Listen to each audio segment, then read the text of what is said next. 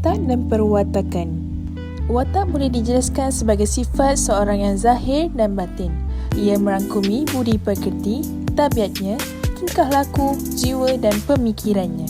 Manakala perwatakan boleh dijelaskan sebagai pembentukan watak, penggambaran watak ataupun pemaparan watak.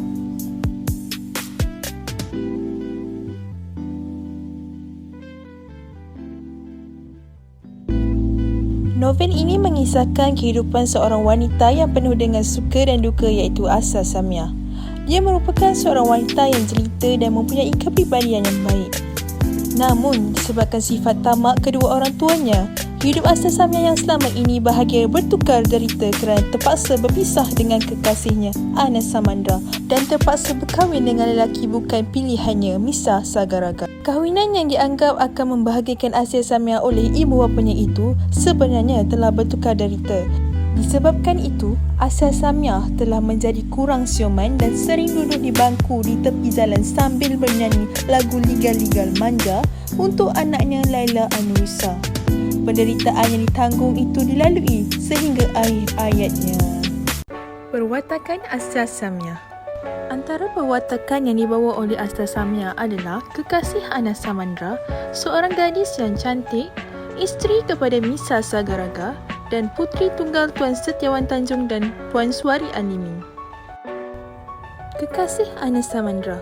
Percintaan mereka adalah atas dasar perjuangan menuntut kebenaran dan cinta sejati. Seterusnya, perwatakan kedua yang dibawakan oleh Asa Samia merupakan seorang gadis yang cantik. Sebagai contoh, Asa Samia menjadi idaman Anas Samandra, Misa Sagaraga dan margatua muda disebabkan kecantikannya. Kemudian, Asa Samia juga merupakan isteri kepada Misa Sagaraga. Sebagai contoh, kemewahan dan kekayaan yang ada pada Misa Sagaraga menyebabkan ibu bapa Asa Samia menyuruh Misa Sagaraga mengahwini anaknya Asa Samia walaupun Asa Samia sudah memiliki pilihan hati. Oleh hal yang demikian, hasil perkahwinan yang dibina menyebabkan hidup Asa Samia merana dan Asa Samia tidak dapat menerima Misa Sagaraga sebagai suaminya. Perwatakan terakhir yang dibawakan oleh Asa Samia merupakan puteri tunggal Tuan Setiawan Tanjung dan Puan Suari Alimin. Sebagai contoh, Asa Samia merupakan anak tunggal kepada Tuan Setiawan Tanjung dan Puan Suari Alimin. Hasil perkahwinan mereka, maka lahirlah seorang puteri yang cantik dan berdarah pahlawan. Watak kedua yang terdapat dalam drama Asa Samia merupakan Misa Sagaraga. Perwatakan yang pertama merupakan seorang usahawan dan tokoh yang berpengaruh. Contohnya, Misa Sagaraga yang kaya raya sentiasa berusaha untuk mempertahankan pengaruhnya sebagai seorang usahawan yang berjaya dengan membeli beberapa buah syarikat. Perwatakan yang kedua merupakan seorang yang mementingkan penampilan diri. Sebagai contoh, Misa Sagaraga yang kehidupannya dikelilingi kekayaan dan kemewahan telah menyebabkan dia boleh memiliki apa-apa yang dihajati termasuklah menggunakan barang berjenama. Misa Sagaraga juga merupakan seorang yang kejam terhadap orang lain. Contohnya, Misa Sagaraga telah bertindak kejam terhadap Anas Samandra dan keluarganya dengan merampas tanah milik keluarga Anas Samandra yang telah didiami selama bertahun-tahun. Perwatakan yang keempat merupakan seorang yang tidak berperi kemanusiaan. Contohnya, Misa Sagaraga telah menyuruh orang suruhannya membelasah Anas Samandra sehingga mati dan mayat Anas Samandra diikat dan diarak dalam satu perakan besar. Anas Samandra dalam novel Asa Samia. Anas Samandra seorang yang berani memperjuangkan haknya dan maruah dalam berhadapan dengan Misa Sagaraga. Anas Samandra juga seorang yang berjiwa kental. Sebagai buktinya, beliau bersungguh-sungguh dalam memperjuangkan hak dan maruah keluarganya.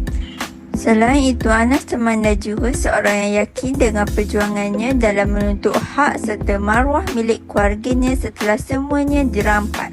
Anda juga seorang yang sanggup berkorban. Sebagai bukti, beliau sanggup berkorban apa saja sehingga menyebabkan dirinya terbunuh. Akhir sekali, beliau juga seorang yang bertanggungjawab terhadap keluarganya. Hal ini terbukti apabila Anasamanda tidak berdiam diri setelah rumah dan harta milik keluarganya dirampas. Ini adalah watak dan perwatakan Margatua. Margatua seorang yang berpengetahuan luas dalam bidang sastra dan sejarah.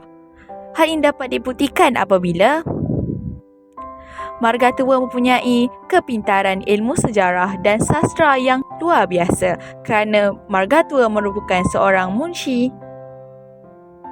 Contohnya, Asasamiah gemar sekali mendengar cerita sejarah dan sastra daripada Margatua kerana mempunyai kepintaran yang luar biasa, khususnya dalam bidang sejarah dan sastra.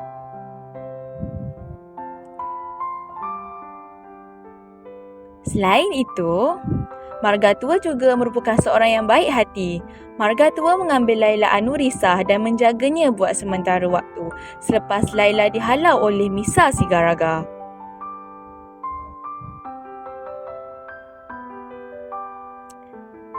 Margatua juga seorang yang tidak berbudi bahasa. Margatua berkata bahawa sialnya dia tidak berasa jemu walaupun sudah mendengar cerita tentang Asyah Samiyah itu berjuta-juta kali selama 15 tahun.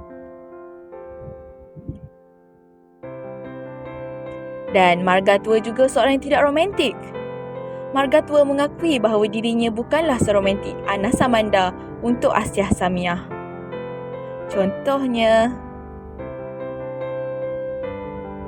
Margatua tidak mampu melayan kemanjaan dan kerenah Asyah Samiyah seperti Anasamanda yang pandai mendampingi perempuan. Kesimpulannya, watak dan perwatakan yang terdapat di dalam novel Asyasamiyah boleh dijadikan panduan dan amalan yang dapat dilaksanakan dalam kehidupan agar menjadi insan yang berakhlak mulia. Akhir sekali, watak dan perwatakan yang terdapat di dalam novel Asyasamiyah ini juga membolehkan para pelajar serta masyarakat mengambil pengajaran supaya dapat membezakan kelakuan yang baik dan sebaliknya.